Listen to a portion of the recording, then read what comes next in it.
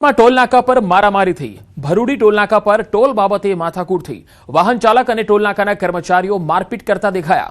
समग्र घटनानो वीडियो पण वायरल थई रह्यो छे, जेमां जोई शकाय छे टोलना कर्मचारीओ अने वाहन चालक एकबीजाने मारामारी करी रह्या छे। हवे टोल आपवानी बाबते आ झगड़ो थयो हतो अने त्यारबाद तेओ हाथापाई पर उतरी आव्या।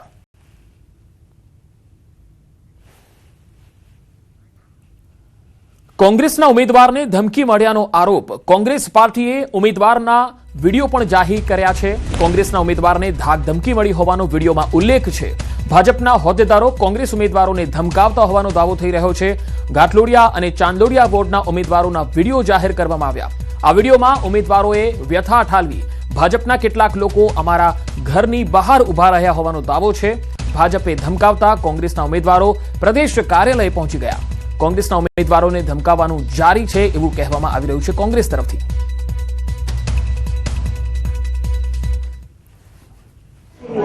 તમારું નામ? पंचायत તમારી સાથે मारे भी कॉल आवे तो के તમે અભી હાથ ડાલ के છોકરા લઈને નીકળી જાઓ કે નહીં તો કે તમે સાંજ સુધીમાં અમે સ્ટેશન પર લઈ જઈશું અને ગમે તે ધાક ધમકી બી આપી શકે।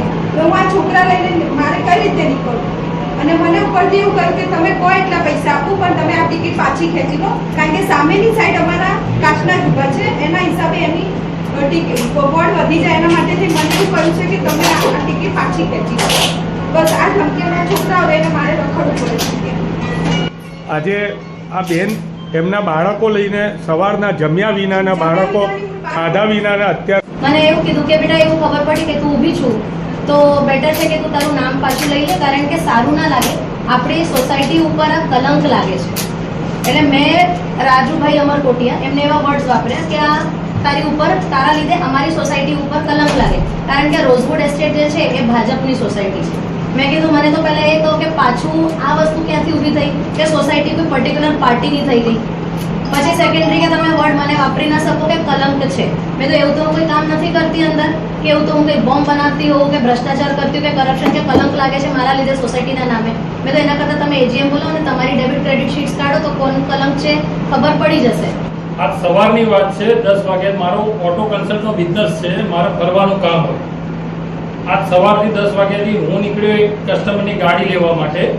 सवारथी ऑफिसे टोळुं आवीने बेठुं छे अने एटલું प्रेशर करे छे अने धमकीओ एटली आपे छे अने के तमने आ केसमां फसाई दईशुं, आ केसमां फसाई दईशुं, आवी धमकीओ आपे छे। अने मने हाल बी रिसेंटली मारे कंटाळीने फोन मूकी देवा पड्या અને મેં સવારનું ખાધું નથી,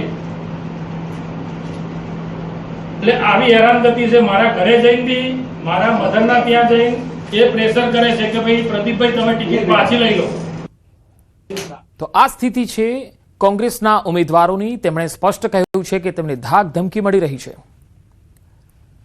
ગુજરાતમાં સ્થાનિક સ્વરાજ્યની ચૂંટણીઓનો ધમધમાટ શરૂ થઈ ગયો છે અને ઉમેદવારી ફોર્મ ભરવાની અને ચકાસણીની પ્રક્રિયા પૂરી થઈ ચૂકી છે, પરંતુ કોંગ્રેસના ઉમેદવારોને ધાક ધમકી અને ફોર્મ પરત ખેંચવા અંગે દબાણ થતું હોવાનો આરોપ કોંગ્રેસ પ્રદેશ પ્રમુખ અમિત ચાવડાએ લગાવ્યો। કોંગ્રેસના મોટા નેતાઓએ આ અંગે ચૂંટણી પંચને પણ ફરિયાદ કરી છે। અમિત ચાવડાએ ખાસ કરી પોલીસની ભૂમિકા સામે ગંભીર સવાલો ઊભા કર્યા છે। आक्षेप કરવામાં આવ્યો છે કે પોલીસ ભારતીય જનતા પાર્ટીના એજન્ટ તરીકે કામ કરી રહી છે।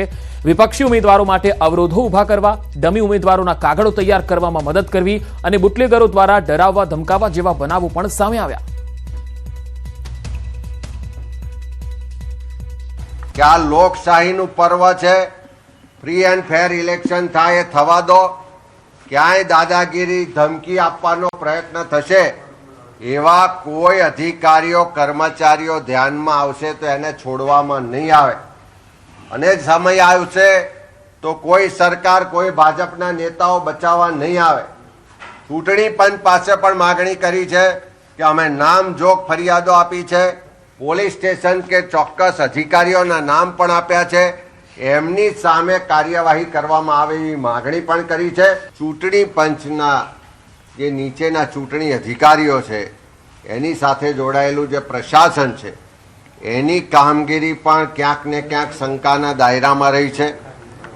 સાથે સાથે ખાસ કરીને પોલીસ તંત્ર કે જેની જવાબદારી આ ગુજરાતના નાગરિકોની સુરક્ષાની છે, લો એન્ડ ઓર્ડર જાળવણીની એની જવાબદારી છે, પણ એ પોલીસ વિભાગના અધિકારીઓ એના કર્મચારીઓ જાણે ભારતીય જનતા પાર્ટીના કાર્યકરો હોય એજન્ટો હોય એવા કેટલાક અધિકારીઓ અને કર્મચારીઓ વર્તી રહ્યા છે. રાજકોટમાં કોંગ્રેસ બાદ આમ આદમી પાર્ટી પણ ઉમેદવારોને અજ્ઞાત સ્થળે લઈ ગઈ. આપના રાજકોટ શહેર પ્રમુખ દિનેશ જોશી સહિત 40 જેટલા ઉમેદવારો અજ્ઞાત સ્થળે પહોંચ્યા. ઉમેદવારો ફોર્મ પરત ન ખેંચે તે હેતુથી અજ્ઞાત સ્થળે લઈ જવાયા. બુધવારે બપોર બાદ ઉમેદવારો રાજકોટ ખાતે પરત ફરશે. પરત ફર્યા બાદ ચૂંટણી પ્રચારમાં પણ જોડાશે. નવસારી જિલ્લાના ભાજપે અનેક બેઠકો બિનહરીફ કબજે કર્યા બાદ કોંગ્રેસ એક્શનમાં આવી. જિલ્લા પંચાયતની 7, તાલુકા પંચાયતની 21 અને નગરપાલિકાની 21, મનપાની 3 બેઠકો કબજે કરી હોવાના ભાજપે દાવા કર્યા છે. કોંગ્રેસના ઉમેદવારોએ ફોર્મ પરત ખેંચ્યા હોવાનો પણ ભાજપનો દાવો છે. બીજી તરફ કોંગ્રેસે મેદાનમાં બચેલા ઉમેદવારોને આઇસોલેટ કર્યા હોવાનો પણ દાવો કરવામાં આવી રહ્યો છે. તેની અંદર ચકાસણી કરતા જે છેલ્લું ચિત્ર સ્પષ્ટ થતું છે એની અંદર ભારતીય જનતા પાર્ટીના લગભગ 52 જેટલા ઉમેદવારો બિનહરીફ થયા છે.